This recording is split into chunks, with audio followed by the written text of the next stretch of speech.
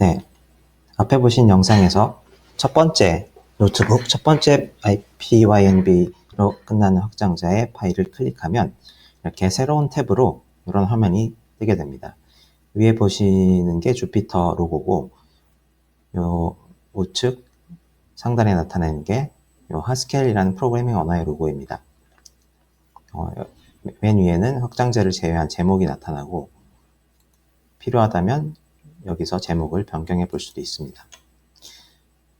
맨 위에 다음에 오는 이제 요 노트북의 메뉴가 있는데, 여러 가지 여기서 뭐 파일 저장이라든가 지금 웹 서버 형태로 돌고 있는 이거를 다운로드해서 뭐 노트북 형태 그대로 다운로드 한다던가, 또는 하스켈 소스만 다운로드 한다던가, 또는 HTML로 다운로드 한다던가, 아니면 또 자바스크립트 기반으로 만들어진 어떤 프레젠테이션 슬라이드도 뽑아낼 수 있고요. 여러 가지 기능들이 제공되고, 또 PDF로도 이렇게 출력되고, 이런 여러 가지 기능들이 제공이 됩니다. 우선 보시면 이렇게 클릭하면 이렇게 구역으로 선택이 되는데, 이것들을 셀이라고 합니다. 그래서 셀과 관련된 기능들이 여기 요 셀 메뉴에 있고요. 근데 여기 메뉴보다도 사실은 주로 많이 쓰는 기능들이 버튼에 다 있죠. 지금 현재 변경한 상태를 저장하거나, 저장하지 않아도 그러니까 자동으로 알아서 자동 저장을 일정 시간마다 변경이 됐으면 해줍니다. 그리고 가장 많이 쓰는 것은 아무래도 요 플러스와 런인데요. 플러스라는 것은 이렇게 새로운 셀을 하나 만드는 겁니다. 그리고 그 셀을 이제 지운다고 해야 되나요? 이렇게 잘라내기 할 수가 있고, 뭐 복사해서 붙여넣기, 요것들이 이제 셀과 관련된 그런 기능들이고, 또 이 셀의 위치를 바꿀 수가 있습니다. 이렇게 여기에 위치한 거를 위로 한 칸 올릴 수도 있고, 이렇게 내릴 수도 있고, 그렇습니다. 그리고 셀에는 이제 크게 두 가지 종류의 셀이 있는데, 밑에 나오는, 네 가지가 있지만 밑에 나오는 것들은 별로 신경 쓸 필요 없고, 이런 것들이 이제 코드를 실행할 수 있는, 이제 코드가 하스켈 코드가, 하스켈 노트북, 하스켈 노트북이니까, 하스켈 코드가 여기 오겠죠. 그리고 문서화를 하기 위한 마크다운 소스 코드, 마크다운이라는 것은 HTML이라든지 이런 많이 사용하는 마크업 언어들이 사람이 직접 타이핑하기엔 좀 귀찮은 면이 있어서 태그 열고 태그 닫고 이래야 되니까 직접 사람이 작성하기에 최대한 편한 형태로 좀 줄여서 쓸 수 있는 문법을 제공하는 게 이제 마크다운이라고 개발자들에게 문서화로 각광받고 있는데, 그것을 사용해서 이렇게 웹 문서를 작성하듯이 이렇게 문서화를 할 수 있습니다. 그리고 중간중간에 코드가 들어있는, 이런 짧은 코드가 들어가 있는 셀을 이렇게 만들 수도 있고요. 그래서 더블 클릭하면 이 마크다운의 소스가 보이고, 이 셀을 실행하면 그 문서가 실제로 렌더링되는 웹브라우저에 렌더링되는 결과가 나타나죠. 그리고 이런 것들을 실행시키면 이렇게 프로그램 실행 결과들이 나타나게 됩니다. 이 실행 결과들이 무엇을 의미하는지는 조금 이따 설명드리고, 일단 계속해서 이 메뉴에 어떤 기능이 있는지, 또 몇 가지 유용한 기능들을 먼저 소개하고 가기로 하겠습니다. 일단 뷰라고 해서 화면에 뭐가 나타나는 게 보이는지, 화면에 공간을 아끼고 싶으면 토글 헤더라고 해서 맨 위에 나오는 것들을 이렇게 제거해 줄 수가 있습니다. 뷰 토글 헤더. 다시 보이게 하고 싶으면 뷰 토글 헤더 하면 되고요. 줄여놓고 쓰도록 하죠. 그리고 이게 줄번호가 지금은 나오지 않는데, 또 줄번호를 켜려면 토글 라인 넘버 이렇게 해서 또 켜줄 수도 있습니다. 두 가지 기능만 뭐 주로 사용하면 될 것 같고, 나머지는 그때그때 찾아보면서 궁금하신 분들은 뭐 찾아서 쓰면 될 것 같고요. 그리고 그 다음에 또 알아둬야 할 게, 이 뒤에서 하스켈 컴파일러가 돌아가고 있는데, 어떤 너무 메모리를 많이 쓰다던가, 아니면 너무 한참 실행해야 되는 코드를 실행한다던가 하면 커널이 뭐 자동으로 죽을 수도 있고, 아니면 이렇게 아무것도 안 하고 멈춰 있는 상태가 돼서 계산이 진행이 안 될 수도 있습니다. 그럴 경우에는 커널을 다시 재시작시켜 줘야 되는데, 요 화살표 동그라미가 이제 커널을 재시작시키는 거고, 또 메뉴에서 이렇게 찾아서 재시작시킬 수도 있습니다. 그래서 커널을 재시작시키는 거를 뭐 일단 깔끔하게, 만약에 기존 출력 결과를 전부 없애면서 커널을 재시작시키고 싶으면 리스타트 앤 클리어 아웃풋을 하면 됩니다. 여기 있는 요거는 그냥 그런 거 없이 뒤에서 화면 변화는 없이 뒤에서 커널만 재시작되는 거고요. 그래서 한번 리스타트 앤 클리어 아웃풋을 눌러보겠습니다. 그러면 정말로 하시겠습니까? 라고 물어보고 이 빨간 버튼을 누르면 정말로 커널이 재시작됩니다. 리스타팅 커널 이렇게 나오고요. 그러면 커널이 지금 재시작된 상태죠. 그래서 위에서부터 다시 실행시켜보면 마크다운 이것들은 그냥 이렇게 넘어가고, 여기서부터는 지금 이건 아직 실행이 한 번도 안 됐다는 뜻이고, 이 버튼을 눌러도 되고 여기 나오는 똑같은 아이콘을 눌러도 됩니다. Run this cell 한번 해보겠습니다. 하면 이 double이라는 함수의 정의가 지금 실행이 돼서 컴파일이 돼서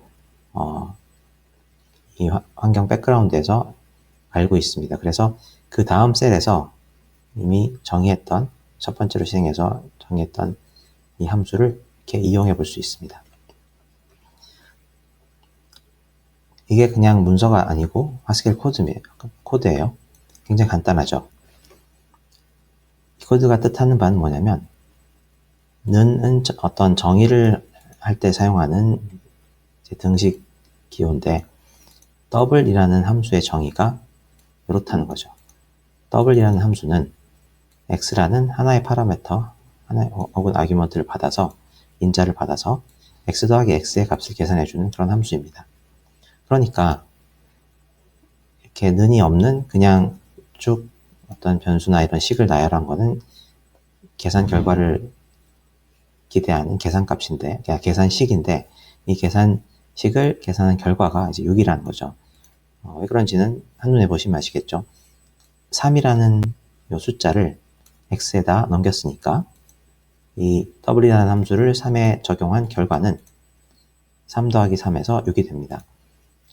그거를 책에서는 이제 요런 식으로 이제 책에서 이렇게 그림으로 보여주듯이 설명하고 있는데요. 책과 비슷하게 이렇게 나오도록 해봤습니다. 그래서 더블 3이 어떤 과정을 거쳐서 계산이 되는가 하면, 3이 x 대신에 치환, 바꿔치기가 되기 때문에 x 더하기 x가 3 더하기 3으로 식이 전개가 되고, 초등학교 이제 고학년 때 변수 방정식 배우고 뭐 계속 그 다음부터 중학교 때도 식 전개 많이 하죠. 그래서 x에다가 x를 3이라고 할 때 x 더하기 x를 이렇게 이 함수에 대입해서 전개하면 이런 식이 되고, 그 다음에 이 식을 계산하면 이런 식이 되고, 여기서 apply라는 거는 영어로 함수를 적용한다는 뜻이에요. 우리가 말할 때는 뭐 3을 x 함수에 넘긴다 뭐 이런 식으로 얘기하는 경우가 더 많은데, 영어에서는 함수를 그 함수 인자에 적용한다. 그러니까 함수가 가서 계산을 해주는 뭐 그런 식으로 표현하는 경우가 대부분입니다. 그래서 apply 한다는 거는 이 함수를 어떤 구체적인 값에 이렇게 적용시켜서 계산을 해라 뭐 이런 뜻입니다. 그러면 이렇게 간단한 숫자 말고 좀 더 복잡한 식도 함수를 거기에다 적용해 볼 수 있겠죠. 예를 들면 요런 약간 더 큰 식을 요 함수를 적용해서 계산해 볼 수 있습니다. 무슨 말이냐면 double2를 라는 식이 있는데, 그 식에다가 더블을 적용해서 계산을 하는 거죠. 요 식은 또 뭐냐면 2에다가 더블을 적용한 식이죠. 자, 그래서 이걸 어떤 식으로 계산을 진행하면 되냐면, 우리가 아까 했던 그런 것처럼 inner 더블, 안에 있는 더블부터 한번 계산해 보자는 거예요. 그러면 더블의 정의가 x 더하기 x였으니까 2 더하기로 바뀔 거고, 그리고 그 다음에 더하기를 계산하면 4로 바뀔 거고, 그 다음에 다시 이 더블을 4에 적용하는 이 계산을 하면 4 더하기 4로 바뀌어서, 그 다음에 어플라잉 더블이 아니라 어플라잉 플러스죠. 오타가 있네요. 네, 8이 되겠죠. 그렇죠? 이런 진행이 해서 8이라는 결과를 얻었습니다. 그런데 이런 식으로 함수를 적용해서 계산식을 전개해 나간 다음에 이렇게 간단한 값으로 줄이는 방법이 한 가지 이상의 경로를 택할 수 있다는 거죠. 두 번째 예를 볼까요? 똑같은 식인데 왜 꼭 이 안에 있는 것부터 계산해야 될 이유는 없죠.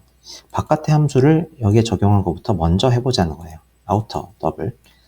그래서 바깥에 있는 걸 적용하면 이 전체가 x에 해당하는 거니까 x가 더블 2로 바꿔쳐지는 거죠. 치환되는 거죠. 그래서 x 더하기 x 대신에 더블 2 더하기 더블 2로 바꿔지고, 그래서 첫 번째 더블을 계산하면 2 더하기 2가 나올 거고, 그래서 더하기를 계산하면 4가 나올 거고, 그 다음에 두 번째 여기 있는 이 더블을 또 계산하면 2 더하기가 나오고 또 4가 나오고, 그렇게 해서 계속 더하기를 계산하면 결과는 똑같이 나오죠.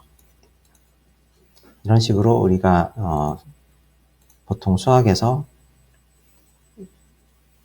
좋은 성질을 갖고 있는 어떤 계산 시스템이나 이런 식들은 식의 어느 부분을 먼저 계산하든지 이런 식으로 같은 결과가 나오게 됩니다. 정상적으로 계산이 종료되는 그런 식이라면요.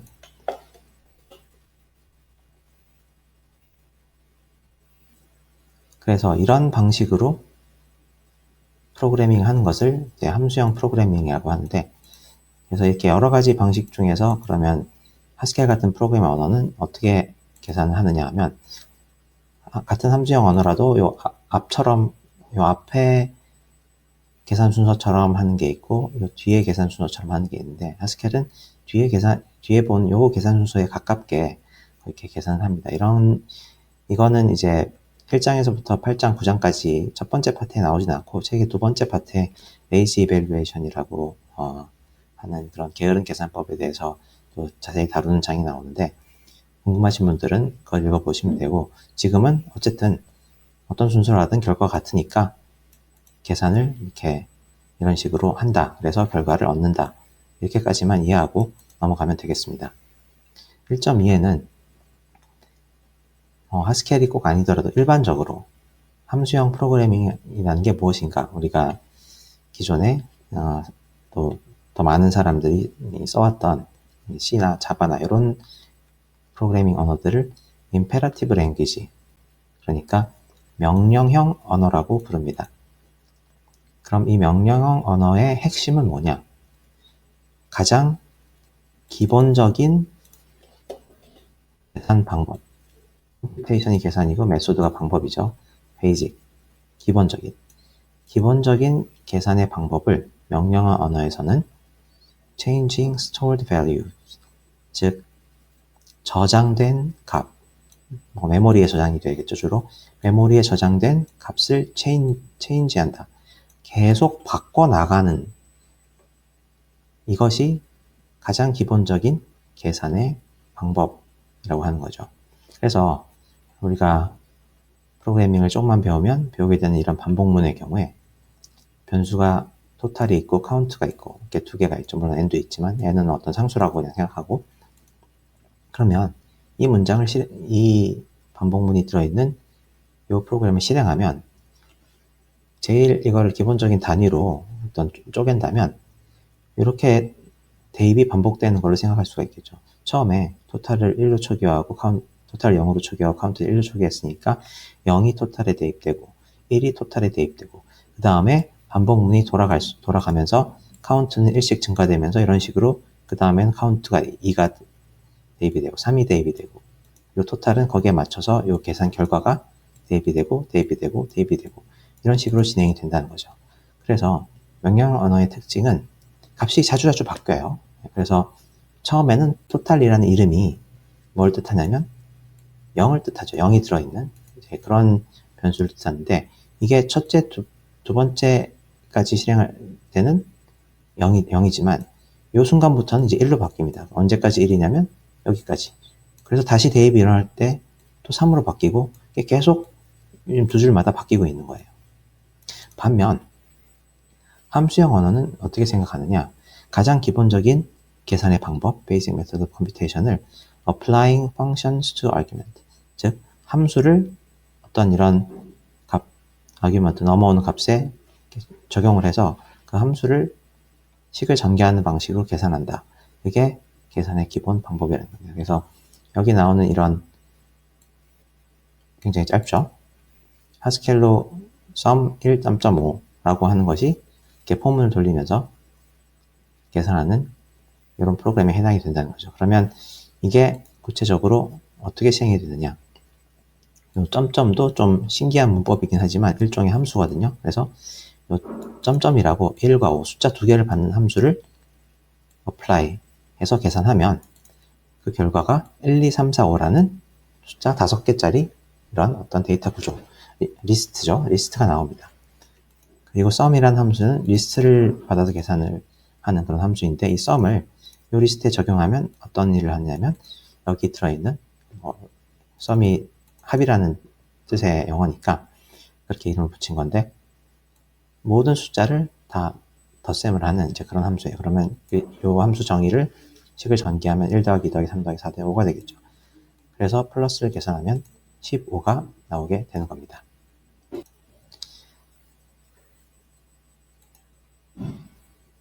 자, 그래서 여기서는 보면 어떤 메모리 공간에 뭔가를 시간이 지남에 따라서 바꾼다 이런 개념이 없어요. 그냥 sum이라는 함수는 sum이라는 함수고 1이라는 숫자는 1이고 5라는 숫자는 5고 1, 2, 3, 4, 5라는 숫자는 1, 2, 3, 4, 5고 그러니까 요거를 계산하면 새로운 이 리스트라는 값이 나오는 거지 기존에 어떤 변수가 있는데 거기다가 무슨 뭘 덮어 써서 리스트가 포인터가 어떻게 돌아가고 이런 식으로 생각하지 않는다는 거죠. 그래서 이 리스트로부터 이 리스트를 메모리를 어떻게 제거하고 그거를 1, 2, 3, 4, 5 더하기로 덮어 쓰고 그런 게 아니라 이 함수를 여기에 적용하면 이런 새로운 식이 만들어서 전개된다. 그래서 계속해서 식을 전개하면서 새로운 값이 나오고 최종적으로 그걸 나온 값이 15다. 이런 식으로 이제 생각을 우리가 수학에서 종이에다 식을 전개하듯이 이런 식으로 프로그래밍을 이제 개념적으로 생각하는 이것이 함수형 프로그래밍의 특징이다. 라고 정리할 수 있겠습니다. 그리고 여기에 나오는 것들이 이제 함수형 프로그래밍을 지원하는 함수형 언어 중에서도 이 하스켈이 가지는 특징이 이렇다라는 건데 이거는 한번 그냥 읽어보시고 지금 이런 하스켈이 가지는 특징을 하나하나 테마로 해서 이렇게 장이 구성되어 있어요. 그래서 우리는 1장에서부터 8장, 9장은 다루지 않고 9장은 어떤 8장까지 배운 내용을 이렇게 총 집합해서 어떤 하나의 예제를 만들어 보는 거니까 거기까지는 하지 않고 8장까지만 하겠는데 나머지 10장 이후에 나오는 내용도 이런 하스켈의 다른 특징적인 부분이 있는데 이런 것에 대해서는 이제 8장까지 읽어보고 학습을 한 다음에 더 궁금하고 더 알아보고 싶으면 계속해서 읽어나가면 되겠습니다. 그리고 1.4절에는 하스켈이 이제 만들어지고 발전하기까지 배경이 되는 어떤 중요한 프로그래밍 언어의 역사에서 있었던 사건들인데 그래서 1930년대에 람다 칼큘러스라는 이때는 이것도 이론적으로는 프로그래밍 언어로도 볼 수 있지만 컴퓨터가라는 것도 전자컴퓨터가 아직 만들어지기도 전이었어요. 그러니까 알론조 서치는 엄밀히 말하자면 컴퓨터 과학자라기보다는 논리학자에 가깝죠. 그래서 논리학자, 수학자에 가까운데 함수라는 개념을 꼭 함수뿐만이 아니라 수학에서 나타나는 어떤 모든 개념을 어떤 간단한 언어로 논리적으로 설명해보자 라는 의도로 만들어진 게 람다 칼큘러스인데 나중에 우리 컴퓨터 과학 쪽에서는 이 함수형 프로그래밍을 잘 지원하는 함수형 언어를 만드는 가장 기초적인 이제 이론에 해당하는 그런 게 됩니다. 계산 이론에도 물론 쓰이고요. 그래서 1930년대 알론조 서치가 만든 람다 칼큘러스가 나왔고 그 다음에 최초의 함수형 언어인 리스비라는 게 50년대에 이건 진짜로 이제 컴퓨터에 돌아가는 언어였어요. 메카시라는 인공지능 분야에서 아주 큰 업적을 남긴 메카시라는 사람이 리스비를 만들어서 그 당시에 지금의 머신러닝이랑 또 다른 어떤 논리를 기반으로 한 그런 인공지능 추론 엔진 그런 거를 이제 또 자연 언어 처리 같은 걸 하는데 많이 썼었고요. 그리고 60년대에는 피터 란딩이 ISWIM이라는 최초의 순수 함수형 언어를 만듭니다. 순수 함수형 언어는 무슨 뜻이냐면 리스비나 이런 함수형 언어들이 이제 함수를 적용하는 계산을 중심으로 하지만 메모리 업데이트하는 그런 대입 연산도 지원하고 그랬거든요. 근데 이 피터 란딩이 만든 이 언어는 그런 거 하나도 없이 순수하게 함수를 적용하는 방식으로만 계산해서 프로그래밍을 작성하는 그런 언어를 이제 만들어서 연구를 했던 거죠. 얼마나 이 언어로도 프로그래밍을 잘 할 수 있나. 그래서 70년대에 FP라는 언어를 또 존 바커스가 만들었고, 이거는 하이어 오더 펑션이라 고차 함수나 리즈닝 오버 프로그램을 수학에서 어떤 명제나 어떤 정리가 맞는지 틀리는지 증명하듯이 이 프로그램이 정말로 내가 원하는 스펙에 맞게 작성됐는지 엄밀하게 증명하는 이제 그렇게 활용하는 걸 생각에 염두에 두고 또 프로그래밍 언어를 만들었다고 합니다.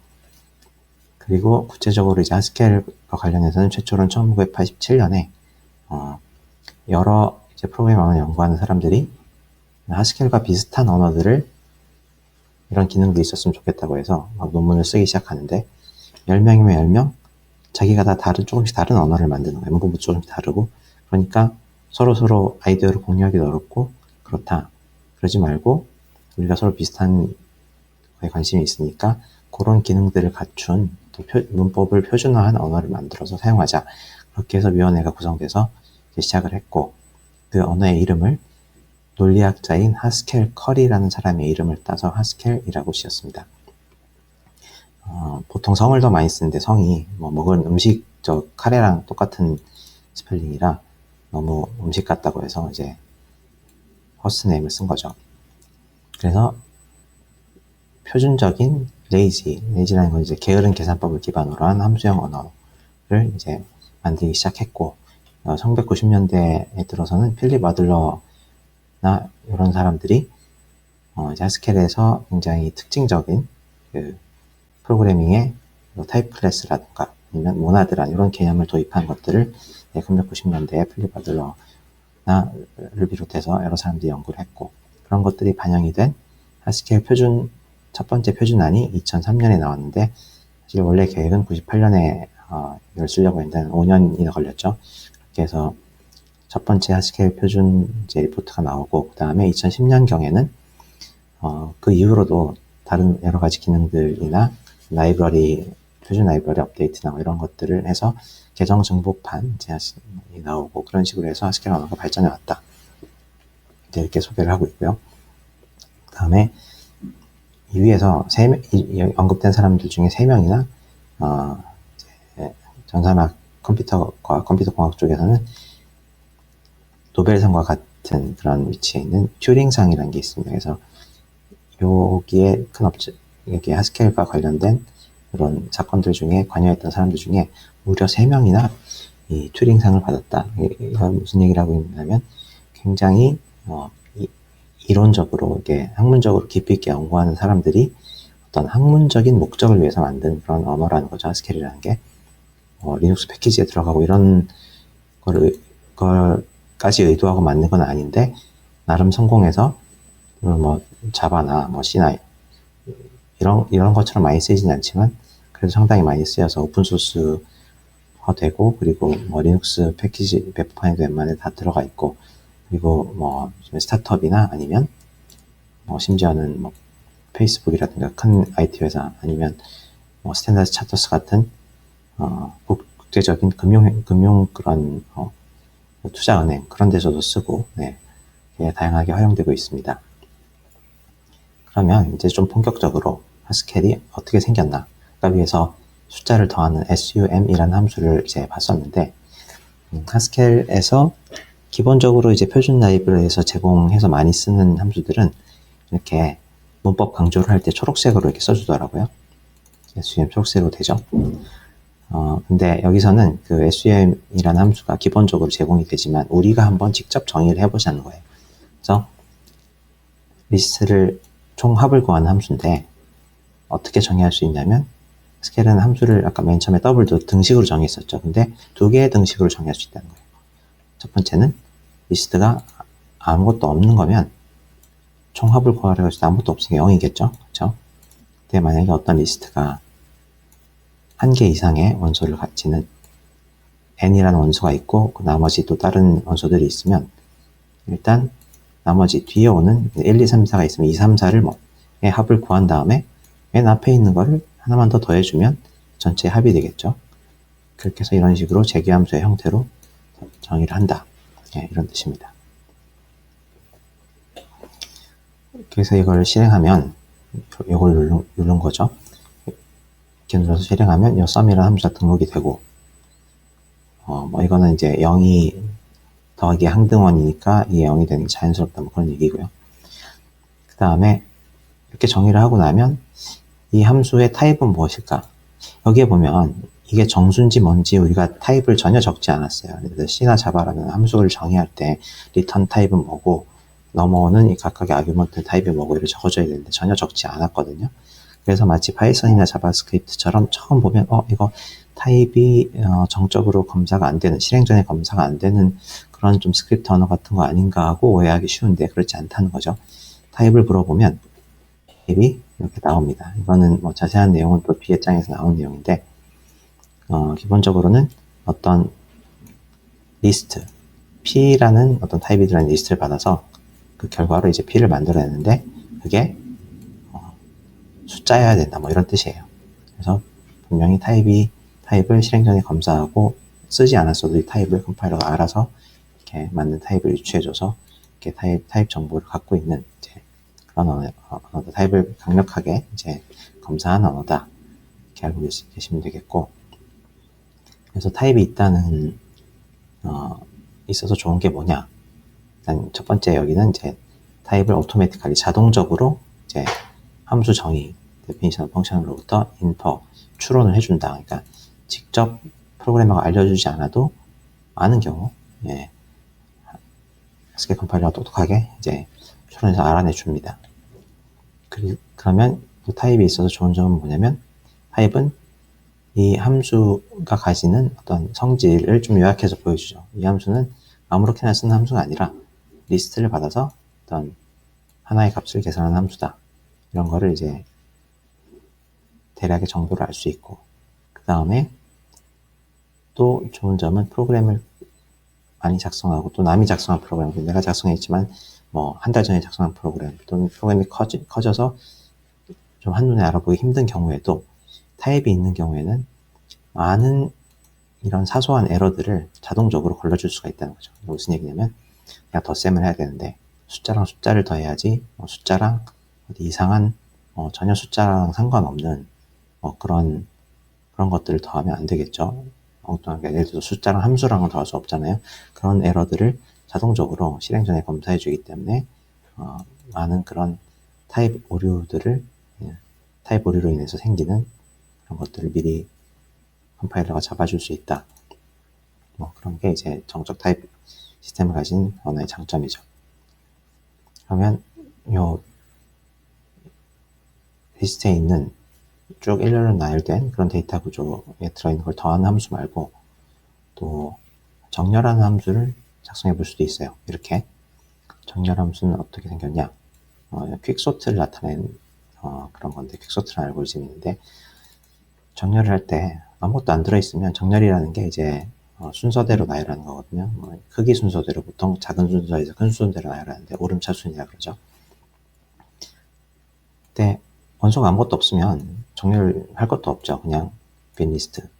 하지만 원소가 어떤 하나가 들어있고 나머지 또 리스트가 있으면 퀵소트라는 건 어떤 방식으로 정렬을 하냐면 일단 하나를 기준으로 해요. 기준으로 하는 건 꼭 앞에 게 아니라도 되지만 앞에 걸 만약에 기준으로 한다 치고 그거를 가운데에다 놓고 왼쪽에는 작은 것들을 모아 것보다 그리고 오른쪽에는 큰 것들을 모아요. 그거를 마치 집합에서 조건제 집합을 쓰듯이 이렇게 쓸 수 있는데 이런 걸 리스트 컴프리헨션이라고 합니다. 이런 것에 대해서 다루는 장이 또 있습니다. 그렇게 해서 하면 그럼 일단 x보다 작은 것들을 쭉 순서대로 줄 세우고 x보다 크거나 같은 것들을 또 순서대로 줄 세우면 그렇게 해서 가운데 x를 넣으면 쭉 x보다 작은 것들이 커지면서 x까지 오고 그 다음에 x보다 크거나 같은 것들이 쭉 커지면서 가니까 이 전체가 오름차순으로 정렬된 그런 리스트가 되겠죠. 그리고 여기서 나오는 이 플러스 플러스라는 것은 리스트를 이어붙이는 겁니다. 그래서 이 리스트랑 한 개짜리 리스트랑 리스트 3개를 지금 플러스 플러스를 사용해서 이어붙이는데 영어로는 append라고 불러요, 주로. append가 이제 이렇게 쭉 긴 거를 이렇게 이어붙인다 뭐 이런 뜻이니까요. 그래서 예를 들어서 1, 2, 3이라는 리스트랑 4, 5라는 리스트를 이어붙인다고 실행하면 이런 식의 결과가 나오겠죠. 1, 2, 3 정도 예상대로. 그래서 이게 진짜로 그러면 작은 거, 큰 거를 만들어내는지도 한번 우리가 실험을 해볼 수 있어요. 그래서 여기서처럼 이 XS를 5, 4, 1이라고 하는 리스트라고 생각을 하고 예를 들어서 근데 만약에 X가 3이었다고 해보세요. 그러면 얘가 무슨 뜻이냐면 얘는 XS에서 숫자를 하나씩 뽑아오는 거예요. 그걸 이름을 A라고 하는데 근데 그런 A들인데 어떤 A냐? X보다 작거나 같은 A만 뽑아오자는 거예요. 그리고 두 번째 거는 B를 뽑아오는데 X보다 큰 B만 뽑아오자는 거예요. 그래서 실행을 실제로 해보면 1, 2, 5, 4 진짜 그렇게 되죠. 첫 번째 거 실행한 결과, 두 번째 거 실행한 결과가 이렇게 나옵니다. 그리고 어떤 퀵소트를 실행했을 때 만약에 퀵소트가 한 개만 있으면 이것도 정렬할 필요 없이 그냥 원래 결과는 똑같이 나오겠죠. 그거를 증명하는 과정을 뭐 이렇게 할 수 있다. 증명하는 과정 간단해요. 이거를 요 등식 정의에 따라서 왼쪽을 오른쪽으로 전개하고 왼쪽을 오른쪽으로 전개하고 이걸 계속 반복하면 됩니다. 한번 해볼까요? 퀵소트 이게 있죠. 그러면 빈 리스트는 아니니까 두 번째 방식으로 전개를 해야 되거든요. 그렇죠? 그러면 가운데 x가 오고 x 빼고 나서 x보다 작은 거 그럼 x 빼면 하나도 없잖아요. 이거 하나도 없고 x 빼고 나서 나머지 중에서 x보다 크거나 같은 거 x 빼고 나면 하나도 안 남잖아요. 그러니까 왼쪽 오른쪽에 오는 게 전부 다 퀵소트의 빈 리스트, 퀵소트의 빈 리스트가 되죠. 큰 거 작은 거 갈 거 없이. 그러면 얘네들은 계산 결과가 뻔하죠. 그렇죠? 얘네들을 전개하면 첫 번째 경우니까 전개한 결과 값이 이거잖아요. 그렇죠? 그러니까 왼쪽도 빈 리스트, 오른쪽 빈 리스트. 그러면 가운데 이걸 두고 비어있는 건 아무리 이어붙여봤자 결국 한 개밖에 안 남죠. 그래서 아무것도 안 들어있는 리스트도 같은 결과가 나오지만 정의에 따라서 하나짜리 들어있는 리스트도 한 번씩을 전개해 보니까 이 x가 무슨 값이든 관계없이 하나짜리가 나오는 것 같다. 이런 얘기입니다.